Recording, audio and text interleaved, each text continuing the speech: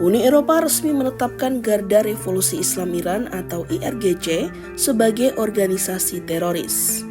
Keputusan tersebut diambil menyusul tindakan keras pemerintah Iran terhadap gelombang protes nasional yang menewaskan ribuan warga sipil. Penetapan itu disampaikan oleh Kepala Kebijakan Luar Negeri Uni Eropa, Kaja Kallas, dalam pidato di Brussel, Belgia, pada Kamis 29 Januari 2026. Kallas menyatakan bahwa para menteri luar negeri negara anggota sepakat bulat atas penetapan tersebut.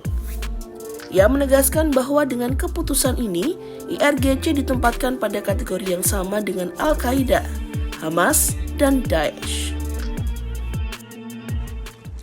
In Iran, horrific crackdown on protesters has come at a heavy human cost. The EU already has sweeping sanctions in place, and today ministers agreed to designate Iran Revolutionary Guard as a terrorist organization.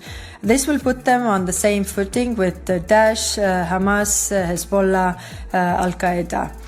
Those who operate through terror must be treated as terrorists. Ministers also imposed sanctions on those responsible for the brutal crackdown of protests, including the Minister of Interior. Repression cannot go unanswered. Beyond this, ministers adopted new sanctions on those involved in Iran's war support to Russia and expanded export controls.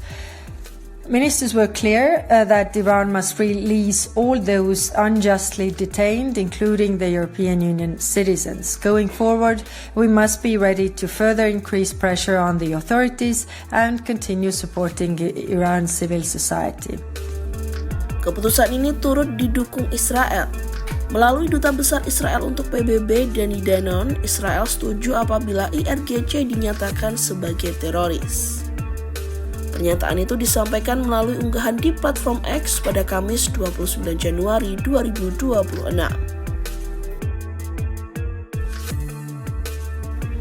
Selain menetapkan IRGC sebagai organisasi teroris, Blok 27 negara Uni Eropa juga menjatuhkan sanksi terhadap 15 pejabat Iran, termasuk sejumlah komandan tinggi Garda Revolusi.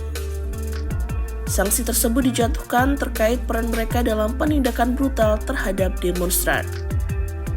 Kelompok aktivis hak asasi manusia menyebut, tindakan keras aparat Iran telah menyebabkan setidaknya 6.373 orang tewas sejak protes pecah. Gelombang demonstrasi tersebut dipicu oleh krisis ekonomi, inflasi tinggi, serta persoalan sosial yang memburuk. Dewan Eropa secara terpisah juga mengumumkan sanksi terhadap 6 entitas dan 15 individu yang dinilai bertanggung jawab atas pelanggaran HAM berat. Di antara nama yang masuk daftar sanksi adalah Menteri Dalam Negeri Iran, Eskandar Momeni, dan Jaksa Agung Muhammad Mufahedi Azad. Langkah Uni Eropa ini pun menambah tekanan internasional terhadap Iran yang kini juga menghadapi ancaman militer dari Presiden Amerika Serikat Donald Trump. Trump menuding Teheran melakukan pembunuhan terhadap demonstran serta merencanakan eksekusi massal. Militer Amerika Serikat juga dilaporkan telah mengerahkan kapal induk USS Abraham Lincoln dan sejumlah kapal perusak berpeluru kendali ke kawasan Timur Tengah.